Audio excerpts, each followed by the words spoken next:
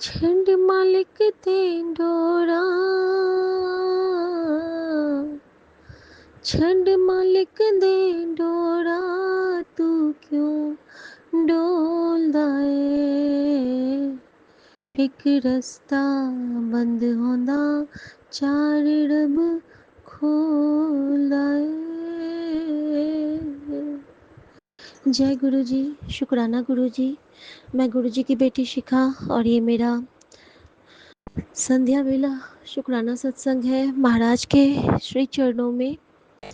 संगत जी, कभी कभी गुरु जी ऐसी बातें करने लगते हैं हमसे कि लगता है कि हाँ, बहुत मुश्किल हो जाती है समझ पाना, इतनी बड़े शक्ति के साथ बात करना।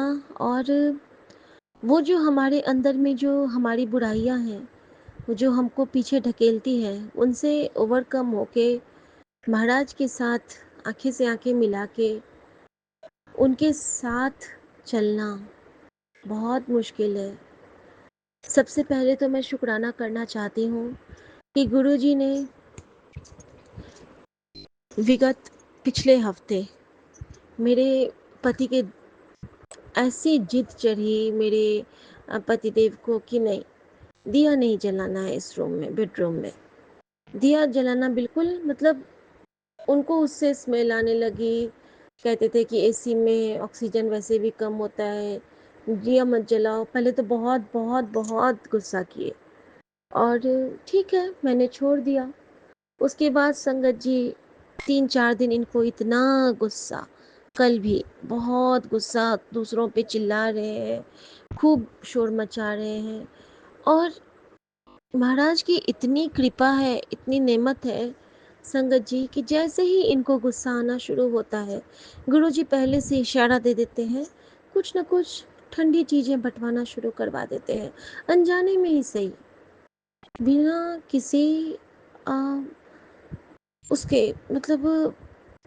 और उसके बाद जैसे इनका थोड़ा सा गुस्सा शांत होगा तो मुझे शीतला माता के दर्शन करवाते हैं स्क्रीन पे वो, ताकि वो बताएं कि देख, तेरा भोग शीतला माँ ने स्वीकार किया और अब तेरे पति को कोई चिंता नहीं होगी। ये होता है पूर्णिमा, एकादशी, अमावस्या, इन सब तिथियों को ना थोड़ा सा, और सैटरडे संडे तो स्पेशली बहुत भारी शुरू से ही रहता है। लेकिन इन दिनों में भी हमारे बजरंगबली, हमारे महाराज, हमारे गुरुजी किसी न किसी रूप में मेरे साथ होते हैं, उसके लिए शुक्राना बाबा। संगत जी, आज जो रात में मेरे स्वप्न थे, मैं कुछ समझ नहीं पाई थी, लेकिन बहुत जगह मैं बची थी, बहुत जगह। ये मुझे अच्छे से याद है कि मेरी जान लाइफ ब्लेस हुई थी। गुरुजी बार बार कहते थे कि तेरा, तुझे न्यू लाइफ ब्लेस किता, न्यू लाइफ ब्लेस किता, बाद विच पता चलेगा तेनू की ब्लेस किता तेनू। बार बार मैसेज आ रहा था और समझ नहीं पा रही थी। हम नहीं समझ पाते हैं ना, ऐसे कैसे समझेंगे। संगत जी, जब रास्ते में अक्सर गुरुजी मुझे दिखाते हैं अपाहिजों को, यानी कि जिनके हाथ या पैर नहीं होते हैं, उसके बाद मुझे एहसास होता है कि गुरुजी ने कितना बचाया है। ज़रूरी नहीं है कि तेरी लाइफ ब्लेस कर देती तो हमारे अंग सही सलामत है हमारे लिए, ये बहुत बड़ी ब्लेसिंग है संगत जी। संगत जी, ये विपिन अंकल और सौम्या आंटी के चैनल पे मेरा शुक्राना सत्संग है। सभी साथ संगत जी को जय गुरु जी। अब मैं सत्संग बताती हूँ जो गुरु जी का मेरे साथ किया गुरु जी ने। संगत जी, परसों मेरे पास एक मैसेज आया था और मैंने मैसेज पढ़ लिया था, बस मैं भूल गई थी मैसेज पढ़ के। बस ये है कि मैसेज मैं याद रखती हूँ, अगर गुरु जी याद रखवाते हैं तो मैसेज ऐसे था संगत जी कि तो तेरे बाएं हाथों, तेरे बाएं कंधे में जो दर्द हुआ है, शोल्डर पे जो पेन है, तो उसको हल्के में मत ले, लेफ्ट शोल्डर पेन को हल्के में मत ले, वो तुझे बहुत तकलीफ देने वाला है।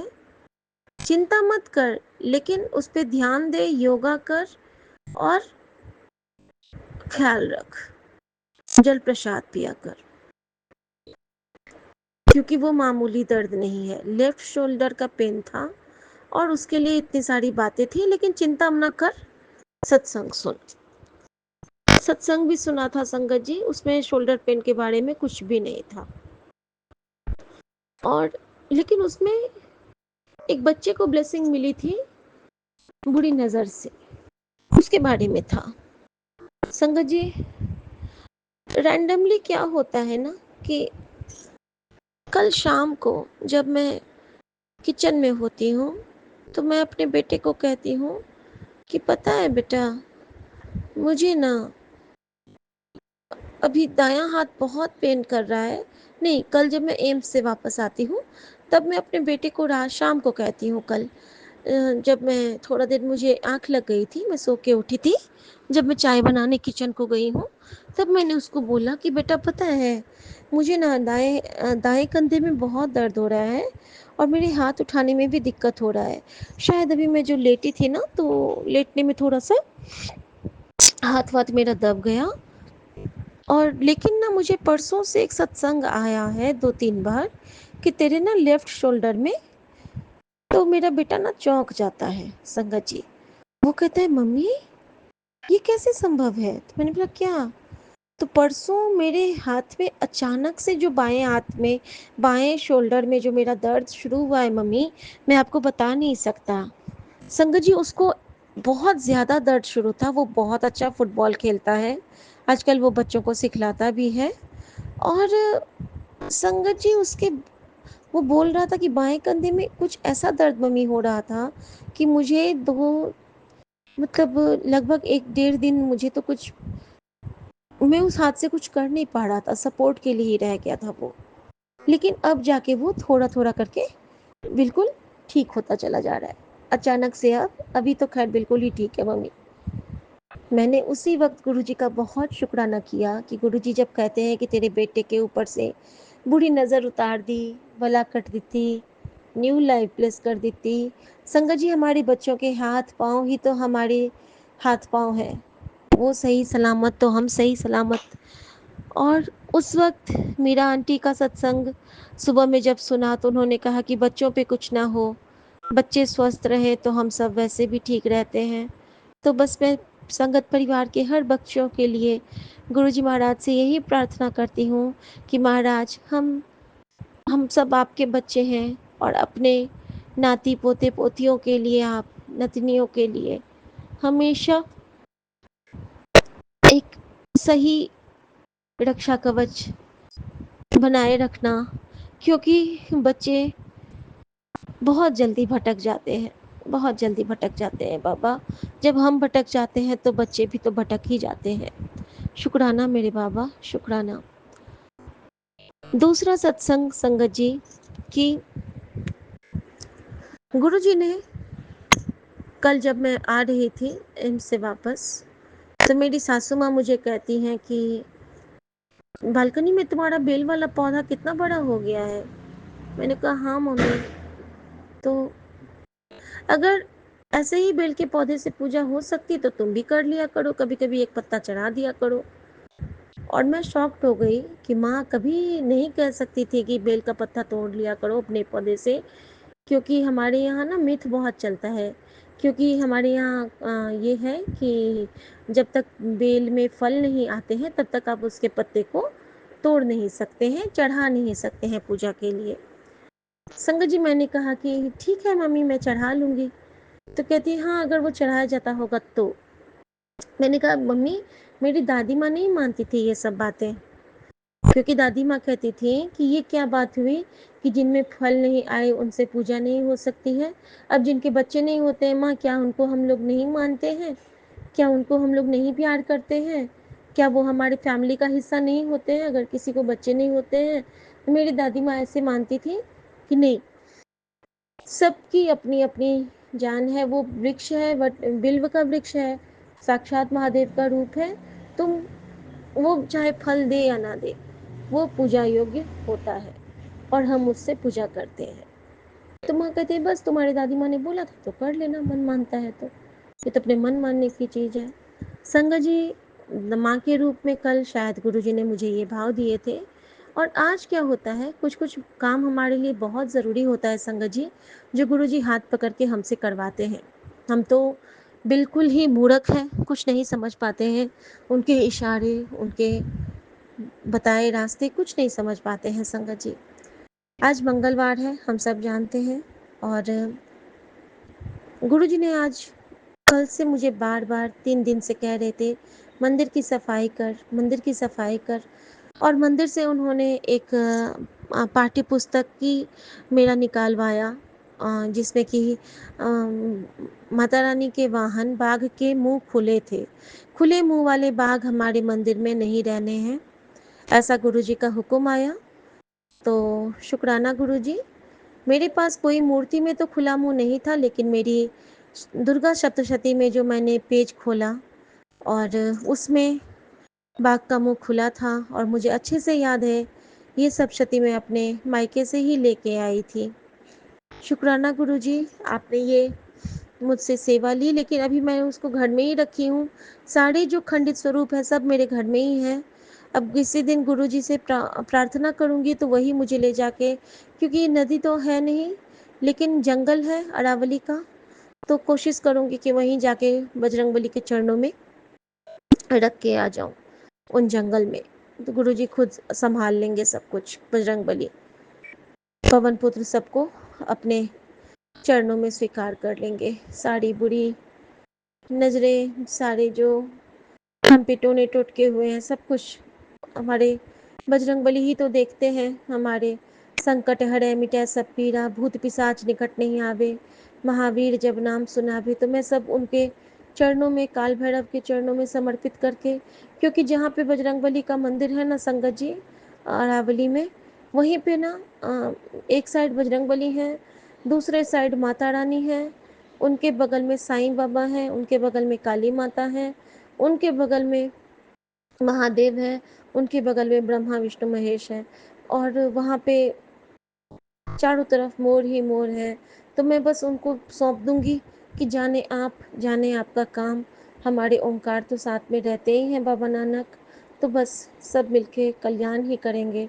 तो बस यही शायद गुरुजी बता रहे हैं कि जो भी घर में खंडित या फिर पुराना टूटा फूटा है सब हटा यार, जल्दी हटा।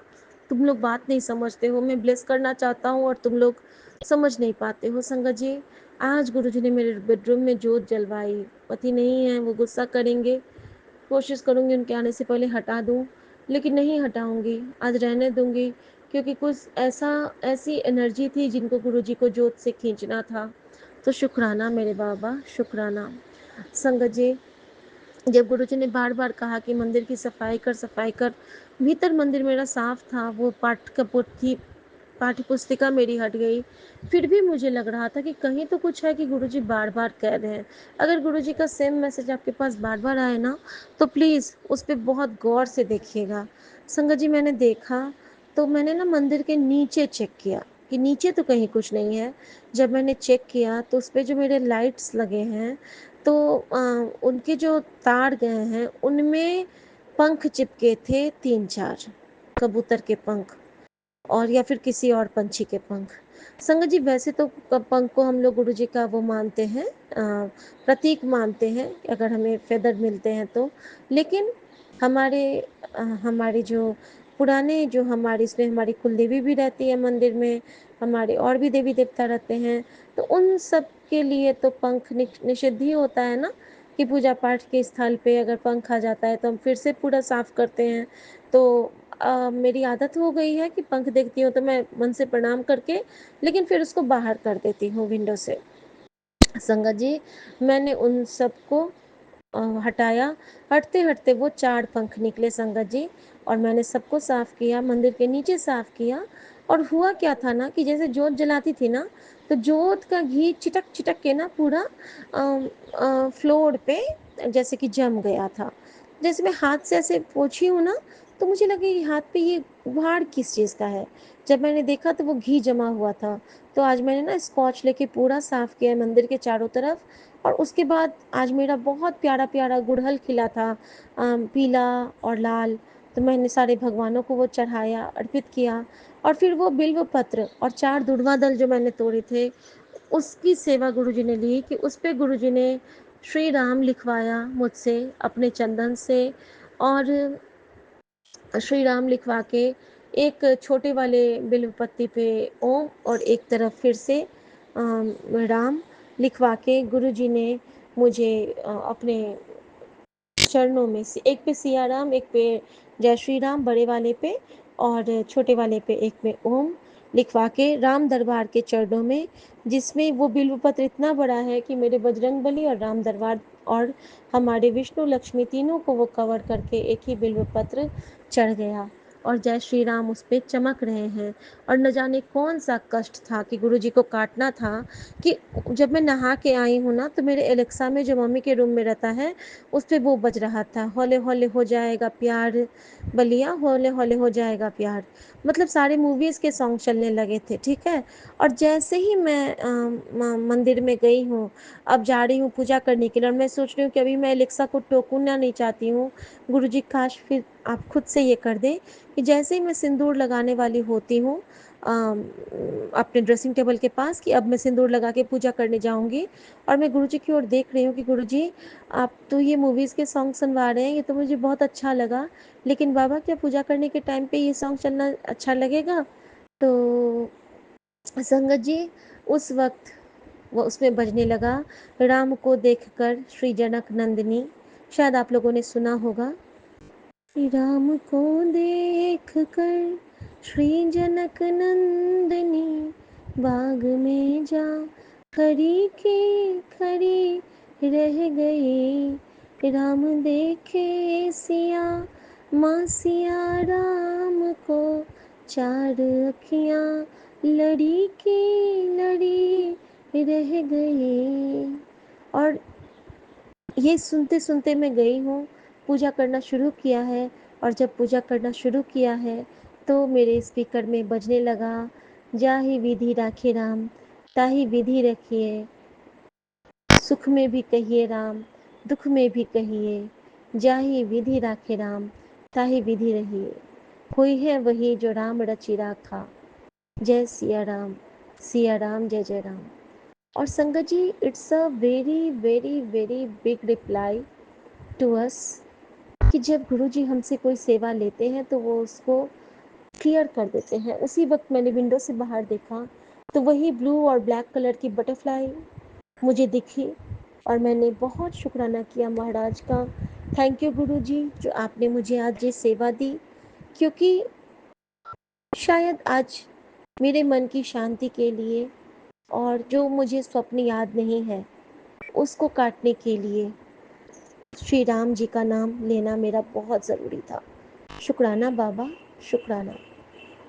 संगत जी, तीसरा रिप्लाई जो मेरा आज का था वो था कि रैंडमली मेरे सामने एक सत्संग आता है, और उस सत्संग में जलेबी और हरी मिर्च के बारे में था कि गुरुजी ने जलेबी और हरी मिर्च खिला के कैसा चमत्कार किया, खा के देखो फिर देखो कैसे होता है चमत्कार। और संगत जी, उस सत्संग में एक आंटी को पंडित जी बोले रहते हैं कि इनको बेबी नहीं होगा, 2004 तक अगर नहीं हुआ तो उसके बाद उनको बेबी नहीं होगा। और 2004 से पहले वो कंसीव करती हैं, बहुत खुश होती हैं, लेकिन उनका मिसकैरेज हो जाता है। उसके बाद वो पंडित के पास जब जाती हैं दोबारा से, उनके फैमिली में भी बहुत प्रॉब्लम्स हैं। जब वो दोबारा जाती हैं पंडित के पास ज़िद करके अपने पति के साथ, तो पंडित कहते हैं कि अगर सूरज पश्चिम से निकलना शुरू करे तभी कुछ संभव है, अदरवाइज़ अब तो आपके बच्चे नहीं हो सकते हैं। बहुत रोती हैं, बहुत प्रतीक्षा की इन्होंने। एक बार होते होते कहते हैं ना कि गुरुजी जब परीक्षा लेके आपका आपको तैयार करते हैं, फिर आपको खुद से जोड़ते हैं कि किन तकलीफ़ों में भी अगर तू भगवान को याद करती है तो गुरुजी आपको आके होल्ड कर लेते हैं, सभी देवी देवता के कहने से। कि बाबा अब आप इस बच्चे को संभाल लीजिए, इसने हम सबकी श्रद्धा में कमी नहीं रखी, अब इसको आपके आशीर्वाद की ज़रूरत है। और तब गुरुजी आके थामते हैं। संगत जी, ऐसा ही कुछ हुआ आंटी के साथ। आंटी को गुरुजी ने अपने दरबार में बुलाया। एक उनके दोस्त या किसी ने कहा था, हाँ, उनके पति ना एक मंत्री से बात करते थे, और वो मंत्री जी खुद इनको लेके गुरुजी के दरबार में गए। जब उनके पति ने मंत्री जी को सारी बातें बताई थी अपनी फैमिली के बारे में, तो उनको दया आई थी और वो लेके गए थे। जरिया बनाया था गुरुजी ने। गुरुजी जरिया ही तो बनाते हैं, हम सबको भी जरिया बनाते हैं, किसी मैसेज के लिए, किसी के हेल्प के लिए, या फिर अब हमारे ही खुद के हमारे कर्म को काटने के लिए। संगत जी, जब वो गए तो लंगर करते रहे, और एक दिन अचानक से गुरुजी ने उनका कल्याण कर दिया, और फिर वो प्रेग्नेंट हुई, और फिर उनके बच्चे हुए। और गुरुजी ने किस तरह से उनको, जिनको डॉक्टर ने मना कर दिया था, और पूरी प्रेगनेंसी उनकी इतनी अच्छी से निकली कि डॉक्टर कहते थे कि आपकी प्रेगनेंसी तो खुद एक चमत्कार है। तो आंटी बस यही कहती थी कि ये हमारे गुरुजी की कृपा है। तो बस इस कृपा शब्द को याद रखना है संगत जी। और इसकी स्टार्टिंग में जलेबी और हरी मिर्ची के बारे में था, और आज सुबह से मैं सोच रही थी कि एक बार एक आंटी, शायद शीतल आंटी ने कहा था कि जलेबी के साथ मिर्ची के लिए गुरुजी ने कहा था, लेकिन उन्होंने कैसे खाना है ये नहीं बताया था। तो मुझे था कि शायद गुरुजी वो मुझे ही कह रहे थे, तो काश मुझे वो सत्संग मिलता। और देखो, इस तरह से हमारे भगवान हमसे बात करते हैं, जो सोचो वही आपके सामने में प्रस्तुत हो जाता है, प्रकट हो जाता है। तो शुक्राना मेरे बाबा, शुक्राना।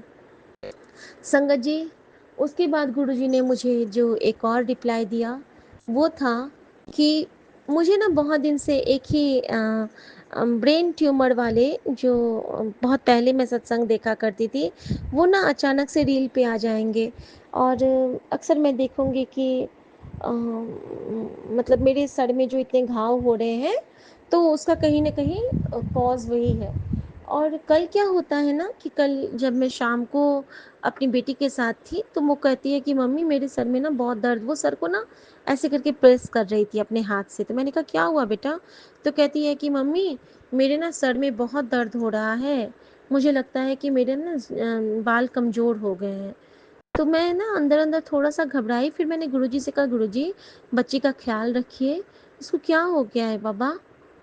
और संगत जी, इसके बाद से उसको थोड़ा सा आराम मैंने गुरुजी से कहा, और उसको शायद आराम हुआ। उसके बाद उसने मैंने उसके सर पे हाथ लेते हुए नहीं देखा है।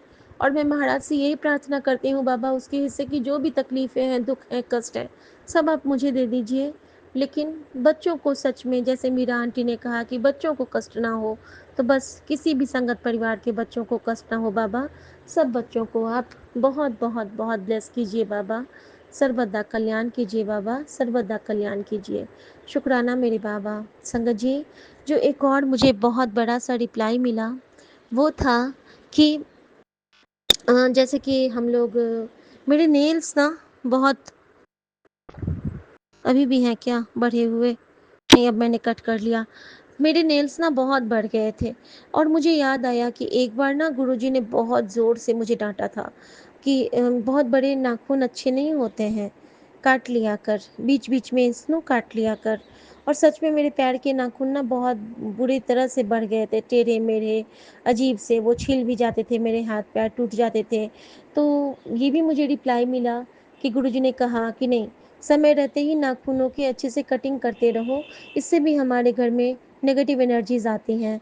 गुरुजी ने दोनों बाथरूम की बहुत जम के सफाई करवाई आज, बिल्कुल अच्छे से साफ़ करवाया, नीट एंड क्लीन करवाया, क्योंकि गुरुजी चाहते हैं कि हमारे वॉशरूम में भी कहीं से कोई नकारात्मक ऊर्जा ना रहे, हर जगह हमारे घर में सुखों की हवा आए, और अच्छी, सुंदर, सुखद हमारे मंत्र जाप की लहर चले, जैसे हेमा आंटी ने आज हमें ब्लेस किया। शुक्राना, शुक्राना, शुक्राना। और संगत जी, एक और मेरे लिए बहुत स्पेशल रिप्लाई था गुरुजी महाराज का, कि जब गुरुजी ने मुझे कहा कि तो चुप रहा कर, तेरे बदले में मैं जवाब दूंगा। तो वो जवाब देते हैं संगत जी, जवाब देते हैं। मैं हमेशा से कहती थी ना कि मेरी तारीफ कभी घर में नहीं होती है। मैं हमेशा कहती थी ना कि माँ मेरी तुलना अपनी बेटी से नहीं करती हैं, लेकिन नहीं बाबा, मैं इस बात के लिए माफ़ी चाहती हूँ आपसे। आपको पता है संगत जी, कल जब मेरी सासू माँ अपने भाई के साथ बैठी थी, यानी कि उनके कज़न ब्रदर आए हुए थे और हमारे मामा ससुर हुए, और मैं ना तैयारियों में लगी थी, अपने पूजा पाठ के बर्तन साफ कर रही थी। और वो जब मामा जी से बात कर रही थी तो वो बात के क्रम में वो कह रही थी कि सुमन तो मेरा वो केयर करता ही है, लेकिन ये जो बेटी है, ये जो आई है दूसरे घर से, ये तो कभी अपने मायके 15 दिन के लिए भी नहीं गई है। 2 बार मैंने इसे भेजा, एक बार जब इसकी दादी बीमार थी, एक बार जब इसकी माँ बीमार थी। मैंने इसको 10-10 दिन के लिए भेजा, और बाकी तो ये कभी जाती भी नहीं है, 4 दिन रह के आ जाती है। और इसका क्या मन नहीं होता होगा, लेकिन अगर ये जाती है ना, तो मुझे लगता है कि मेरे हाथ पांव खो गए हैं। मुझे इसकी इतनी आदत हो गई है ना, जितनी अपनी बेटी की भी नहीं हुई है। तो क्या मैं इसको प्यार नहीं करती हूँ? जितना प्यार मैं अपने बेटे से करती हूँ, उतना ही मैं इससे भी करती हूँ। और ये बातें बिना मेरे सुने वो अपने भाई को बता रही थी। और संगत जी, मिल गया मुझे रिप्लाई गुरु जी का कि जिन्होंने जिन्होंने भी तुझे तेरी बुराई की है, वो सब तेरी अच्छाई के गुण गाएंगे। गुण गावा दिन रात गुरु जी। आप सबको बदल देते हो। संगत जी, 3 दिन पहले रात में एक दिन ऐसे ही हम और सुमन जब सो रहे थे, कभी कभी होता है ना, हम पुरानी बातें एक दूसरे से शेयर करने लगते हैं। तो ये मुझे कहते हैं ना, मैं तुमको बहुत प्यार करता हूँ, ऐसे ही रैंडमली। मैंने कहा हाँ हाँ, वो तो मुझे पता ही है, इसीलिए ना, तो मैंने सपने में देखा था कि तुम किसी और के साथ घूम रहे थे आराम से, मजे से। तो ना इनको बहुत दुख हुआ। ये कहते हैं कि नहीं शिखा, मैं हर समय यही सोचता हूँ कि तुमको किस तरह से सुख दूँ, सुविधा दूँ, तुम ऐसा क्यों सोचती हो। और न जाने कितनी बार इन्होंने मुझसे माफ़ी मांगी संगत जी, कि मैं अब तुमसे माफ़ी मांगता हूँ, जो मुझसे गलती हो चुकी है वो हो चुकी है। मैं गुरु जी की कसम खाता हूँ, मैं अब तुमको कभी नहीं तकलीफ़ दूंगा, मैं तुम्हें कभी तंग नहीं करूँगा, मैं हमेशा तुम्हारा ख्याल रखता हूँ। मैं सोते जागते यही सोचता हूँ कि कैसे मैं तुमको सुख दूँ। और संगत जी, उस वक्त मुझे मैं एक हाथ मेरा सुमन ने पकड़ा था और एक हाथ में गुरु जी की तरफ बढ़ाई थी। थैंक यू पापा, थैंक यू, शुक्राना फॉर एवरीथिंग। ये जो गुरु जी की बॉन्डिंग है ना, हम सबको बहुत प्रोटेक्ट करती है संगत जी। हर पल उनको साथ में रखिए, क्वालिटी मोमेंट्स में, हैप्पी मोमेंट्स में, सैड मोमेंट्स में, अनोइंग मोमेंट्स में, किचन मोमेंट्स में, ट्रैवलिंग मोमेंट्स में। अब जहाँ जाओ, वाहे गुरु आपके साथ होना ही चाहिए, गुरु जी आपके साथ होना ही चाहिए। फिर वो जाने और उनका काम जाने। वो चाहे तो हमें गिरा दे, वो चाहे तो हमें उठा दे। गिराएंगे तो फिर उठेंगे, उठाएंगे तो और उठेंगे। उनकी जो रजा होगी हमें मंजूर होना चाहिए। वो होता है सरेंडर। अनंतम शुक्राना बाबा। आज्ञा चाहती हूँ संगत जी, अब गुरु जी के हुक्म से फिर आऊंगी शुक्राना सत्संग के साथ। परिवार की तरफ से गुरु जी ने कहा था शुक्राना करने के लिए, तो सुमन की तरफ से, माँ की तरफ से और अपने बेटा बेटी की तरफ से, सबकी तरफ से शुक्राना। पूरे संगत परिवार की तरफ से भूल चुकी माफ़ी और शुक्राना गुरु जी। आज्ञा प्रभु। लेकिन उससे पहले एक चीज़ और कहना चाहूँगी। सॉरी गुरु जी, अभी आप आज्ञा मत देना। ये बताना चाहूँगी कि मैंने गुरु जी से परसों पूछा था कि गुरु जी, माँ को कोई दवाई नींद की बताइए जिससे कि उनकी नींद अच्छे से आए। उन्होंने मुझे आज एक सत्संग बताया जिसमें एक आंटी अपनी माँ के बारे में, अपने पापा के बारे में या माँ के बारे में बता रही थी कि उनके जो पापा के गुजरने के बाद उनकी माँ की नींद कम हो गई थी, वो सो नहीं पाती थी। तो उनको गुरुजी ने कहा था कि मेरे एक शब्द है, ओ बजा लिया कर, तेरी मानो नींद आ जाएगी और नींद की दवाई का काम करेगी। और वो शब्द था, मेरे सतगुरा मैं तुझ बिन अबर न कोई। संगत जी, आज जैसे ही मेरे मन में वो सत्संग सुन ही रही थी और मैंने माँ के रूम में जो सुंदरकांड का पाठ बज चुका था, उसके बाद मैंने वहाँ पे एलेक्सा में मेरे सतगुरु बजा दिया। उसके बाद से लाइन बाय लाइन खूब सारे शब्द बजे हैं। दीन दयाल भरोसे तेरे, चरण कमल तेरे धोए धोए पीवा, श्वासों की माला पे सिमरू में, सब कुछ बजा। और किसी भी दिन माँ दिन में सो नहीं पाती थी, बेचैन रहती थी। अभी जब मैं शुक्राना सत्संग करने से पहले थोड़ा सा वॉक करके आई हूँ माँ के रूम को देख के, माँ बिल्कुल बच्चे की तरह सोई हुई हैं और उसमें शब्द बज रहे हैं गुरबानी के, शुक्राना बाबा। और यहाँ भी मेरे लिए रिप्लाई था कि देख, दवाई तो दे तो दी तेनू, अब तो खुश है तू? हाँ बाबा, मैं बहुत खुश हूँ। आप मेरी हर छोटी छोटी बातों का रिप्लाई देते हो, इससे बड़ा और सौभाग्य हमारा क्या होगा। शुक्राना मेरे बाबा, शुक्राना। सो सतगुरु प्यारा मेरे नाल है, सो सतगुरु प्यारा मेरे नाल है। जय गुरु जी, शुक्राना गुरु जी। ओम नमः शिवाय, शिव जी सदा सहाय। ओम नमः शिवाय, गुरु जी सदा सहाय। शुक्राना बाबा, शुक्राना मेरी माँ का आंचल। जय श्री राम, जय गुरु जी, शुक्राना गुरु जी, जय गुरु जी।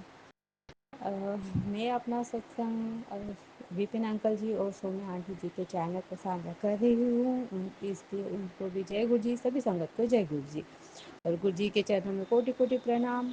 और विपिन अंकल जी और सोनिया आंटी को भी दिल से धन्यवाद, जो वो मेरा सत्संग शेयर करते हैं। इसलिए सत्संग शेयर करने से पहले, सत्संग शुरू करने से पहले गुरु जी का मंत्र जाप करना चाहूँगी। ओम नमः शिवाय, शिव जी सदा सहाय। ओम नमः शिवाय, गुरु जी सदा सहाय।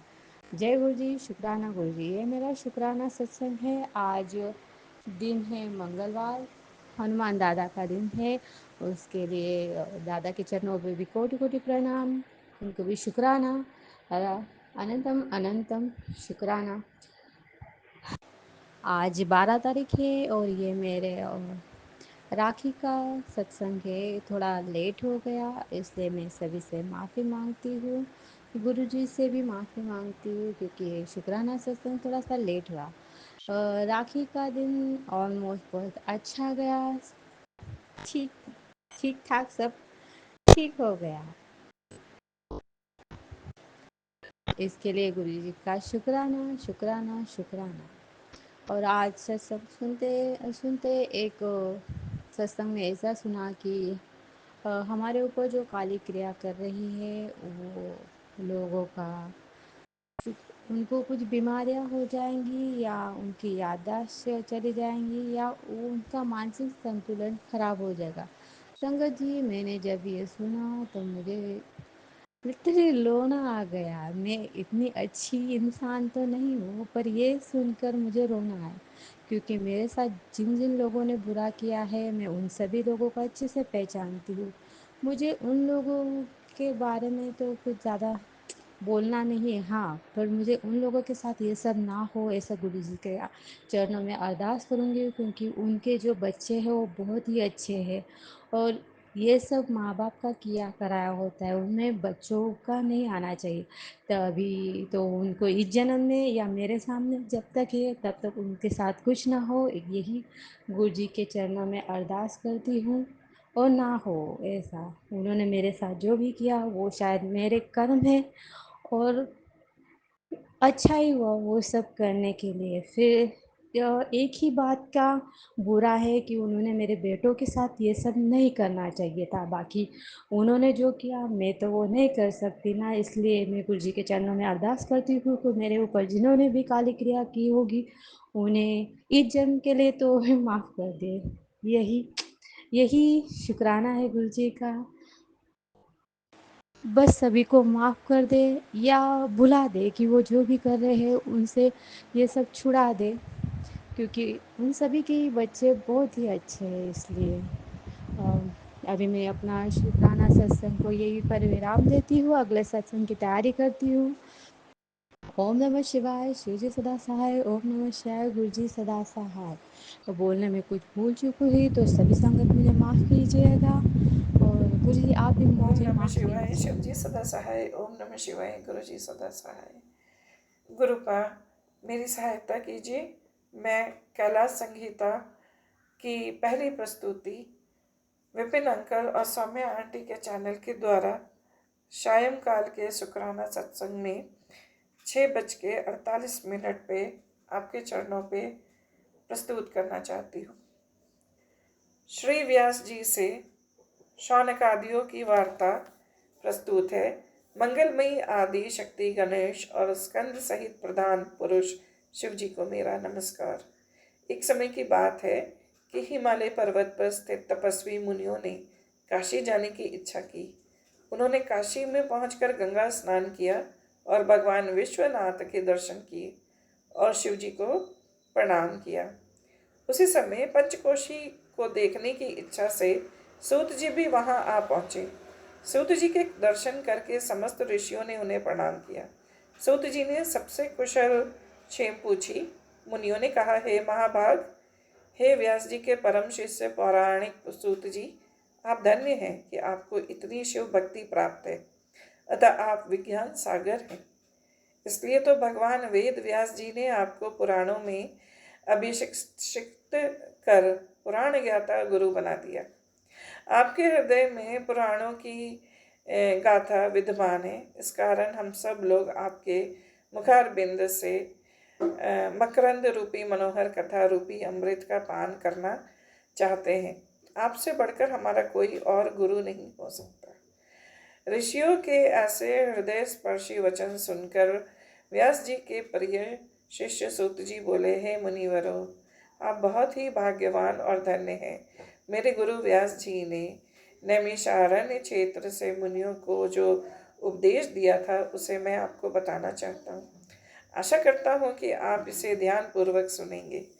जब स्वारोचिष मनु ने तब उसके अंत में दृढ़व्रती तपस्वी ऋषियों ने नैमिषारण्य में जब सिद्धियों को प्रदान करने वाला एक ऐसा यज्ञ किया था कि जिससे सभी ऐश्वर्यों को जान गए।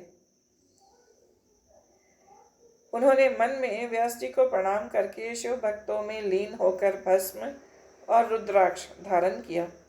तभी वहां व्यास जी आ गए। मुनियों ने व्यास जी को स्वर्ण के आसन पर बैठाया। व्यास जी ने मुनियों से कुशल क्षेम पूछी। ऋषि बोले, आपके दर्शनों से हम कृतार्थ हो गए। अब आप हमें शिव जी के परम स्वरूप के विषय में कुछ बतलाइए। तब श्री वेद व्यास जी ने ओंकार युक्त परमेश्वर श्री शिव पार्वती का मन ही मन में स्मरण किया और कहने लगे। पार्वती जी का महादेव जी से प्रणव प्रश्न। व्यास जी बोले, हे ऋषि वृंद, शिव जी का वास्तविक ज्ञान ही प्रणव अर्थ का प्रकाश करने वाला है और यह उसी को प्राप्त हो सकता है जिस पर भगवान शिव जी प्रसन्न है। अब मैं आपको उमा महेश का प्राचीन काल में जो संवाद हुआ था उसे बतलाता हूँ। पूर्व काल में सती ने जब अपने पिता दक्ष के यज्ञ में अपने पति शिव जी की निंदा सुनी तो उसी क्षण उन्होंने अग्नि कुंड में कूदकर अपना शरीर भस्म कर दिया और हिमाचल के घर पार्वती के रूप में जन्म ग्रहण किया। नारद जी के उपदेश से शिव जी को प्राप्त करने के लिए उन्होंने तप किया। तब हिमालय ने शिव जी के साथ पार्वती का विवाह कर दिया। एक बार देवी पार्वती ने अपने पति शिव जी से कहा, हे प्राणेश्वर, मैं आपकी वही स्त्री हूँ जो कि पिता दक्ष के यहाँ आपकी निंदा सुनकर शरीर त्याग दिया था। अब मैं हिमाचल की पुत्री हूँ, अतः आप अब मुझे मंत्र दीक्षा के विधान से विशुद्ध तत्व के ज्ञान का उपदेश दे। तब भगवान शिव शंकर ने कहा, हे देवी, चलो मैं तुम्हें कैलाश शिखर पर विशुद्ध तत्व में स्थित करूँगा। तब पार्वती जी और शिव जी कैलाश पर्वत पर गए। वहाँ भगवान शिव जी ने पार्वती को प्रणव मंत्र से दीक्षित कर शुद्ध आत्मा में स्थित किया। तब पार्वती को उनकी सखियों ने पुष्प आदि से नमस्कृत किया। पार्वती ने शिवजी से प्रणव की प्राप्ति के विषय में पूछा। प्रणव पद्धति, संन्यास आचार। शिवजी ने पार्वती को बताया, हे देवी, प्रणवात्मक मंत्र सब मंत्रों का बीज है। यही बीज वृक्ष के समान सूक्ष्म से भी सूक्ष्म, स्थूल, वेद का आदि सार और मेरा स्वरूप है। वही तीनों गुणों से परे सर्वज्ञ और सबका करता है। प्रणव अर्थात ओम, यह एक अक्षर का मंत्र है जिसमें सर्वशक्तिमान शिवजी विद्यमान है। जय हरि, जय महादेव। तथा विश्व की यह समस्त वस्तुएं गुणमयी हैं। इस प्रकार प्रणव का अर्थ ओम ही है। ओंकार स्वरूप संसार से शिवजी ही सर्वप्रथम संसार के निर्माण करता है। प्रणव शिव मंत्रों का शिरोमणि है और यह ओंकार ही मैं काशी में प्राण त्यागने वालों को प्रदान करता हूँ। हे पार्वती, इस प्रणव मंत्र के ज्ञान से परम सिद्धि प्राप्त होती है। ब्रह्म से लेकर प्राणियों तक यह प्रणव ही सबका प्राण है। प्रणव बाद में ओम हो जाता है। इसी महान बीज आकार के रजोगुण से ब्रह्मा और ओंकार के सत्य गुण के पालन करने वाले हरि और मकार पुरुष बीज तमोगुण से संहार करता शिव प्रकट होते हैं। जब शिवजी का तिरोभाव होता है तो बिंदु रूप है और सब पर कृपा करने के लिए वही नाद रूप भी है।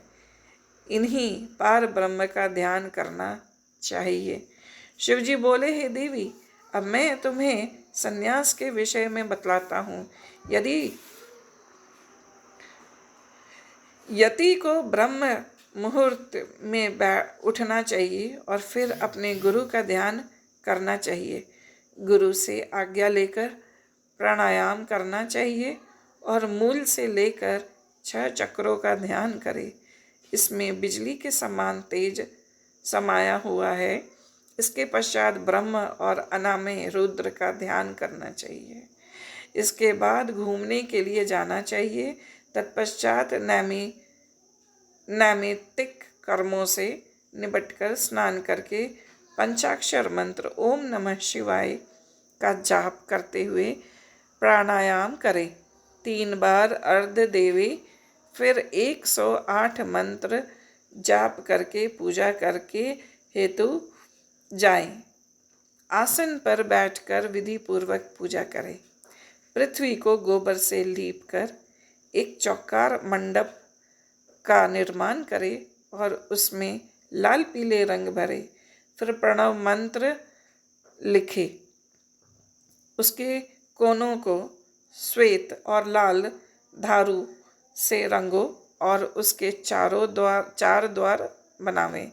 इस प्रकार पृथ्वी पर गुरु और आचार्य के बताए अनुसार समस्त दिशाओं के मंडल को चित्रित करके सूर्य नारायण की पूजा करें।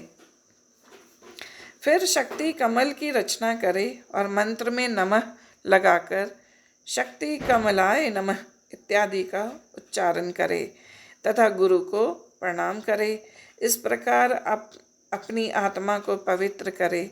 फिर 3 प्राणायाम करके ऋषि आदि का ध्यान करके अग्न्यास का कर मंत्र से अग्निकोण के कमल की परिक्रमा करके श्वेत वस्तुओं से दक्षिण कमल की पूजा करें। फिर ईशान आदि का न्यास कर पंचकली से संदोजात की कल्पना करें। इस प्रकार प्रणव न्यास का फिर परमात्मा को बोधक हंस का न्यास करना चाहिए। इस तरह चौकार मंडल बनाकर ओम की पूजा करें। उसके आधार पर प्रणव को ही पूजे और चंदन तथा जल से परिपूर्ण करे। फिर उसमें ओंकार की गंध पुष्प आदि से पूजा करे। इसके बाद गुरु मूर्ति की कल्पना करके उन्हें नमस्कार करे। फिर गुणानात्वा इत्यादि मंत्रों से मूर्ति स्थापित कर देवता का आह्वान करे। फिर एकाग्रता से ध्यान करें। इस तरह गणेश जी का षोडशोपचार पूजन करना चाहिए। इसके पश्चात स्कंद की पूजा करें। अग्नि मंडल का में सूर्य चंद्र संबंधित मंत्रों से ध्यान करे। ईशान आदि पांचों ब्रह्मों का ओंकार पूर्वक चतुर्थी विभक्ति में नमः लगाकर सफेद फूलों से कमल के आसन पर पूजा करें। इसके बाद एकाग्र होकर मनोन्मनी गौरी देवी की पूजा करें। हे देवी, जो व्यक्ति इस प्रकार विधि के साथ हम दोनों की पूजा करता है वह सिद्ध पुरुष बन जाता है। शिव जी बोले, हे देवी, वैसे तो भगवान शिव के 8 नाम मुखर और नित्य प्रतिपादित हैं, जो इस प्रकार हैं: शिव, महेश्वर, रुद्र, पितामह, संसार, वेद, सर्वज्ञ और परमात्मा। फिर भी उपाधि निवृत्त होने पर शिव, शंकर और महादेव ये तीनों ही नाम प्रसिद्ध हैं। शिव तत्वदर्शी व्यक्ति उन्हें शिव नाम से पुकारते हैं। वे 23 तत्वों से परे, प्रकृति से भी परे 25वें पुरुष हैं। उन्हीं को वाच्य और वाचक के भाव से वेद आदि में ओंकार कहा गया है। वे परमेश्वर वेद से जानने योग्य आत्मा स्वरूप वेदांत में प्रतिष्ठित और पट से भी पट ही पुरुष और प्रकृति उनके अधीन है। अविनाशी माया उनकी प्रकृति है। उन महेश्वर की कृपा से ही माया से मोक्ष की प्राप्ति होती है। दुखों को दूर करने के कारण ही उनका नाम रुद्र पड़ा। ब्रह्मा जी बोले, जब भगवान शंकर ने यह कहा तो उनके वचन सुनकर परमेश्वरी पार्वती ने उनकी वैदिक स्तोत्रों से स्तुति करके शिवजी के चरणों में प्रणाम किया। हे मुनिगणों, उस समय पार्वती जी बड़ी प्रसन्न हुई। यह प्रणव के अर्थ को प्रकाशित करने वाला बहुत ही गुहंग विधान मैंने आपसे कहा है। जय गुरु जी। शुक्राना गुरुपा।